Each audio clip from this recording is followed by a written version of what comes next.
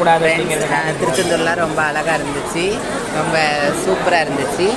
ஆனால் ஒரே ஒரு விஷயம் மட்டும்தான் வருத்தமாக இருக்குது. எதுன்னா இருங்க சொல்கிறேன். என்ன வருத்தம்னா, போன தடவை என் ஃபேமிலியோடு வந்திருந்தேன். எங்கள் அம்மா, என்னோடய தங்கச்சி, அப்பா, அப்புறமா முகேஷு, என் பிள்ளை முகேஷு, அப்புறமா சரணு, அப்புறமா எல்லா பேருமே சேர்ந்து வந்திருந்தோம். மேகி, நபிசா எல்லோரும் சேர்ந்து வந்திருந்தோம். ஆமாம், எப்போதும் என் ஹஸ்பண்டையும் ரொம்ப மிஸ் பண்ணுறேன். என் ஹஸ்பண்டு கூட ஒரு நாளாவது இங்கே திருச்செந்தூருக்கு வரணும், ஒன்றா வந்து சாமி கும்பிடணும், இது மாதிரி அன்னதானம்லாம் சாப்பிடணும்னு எனக்கு ரொம்ப ஆசை.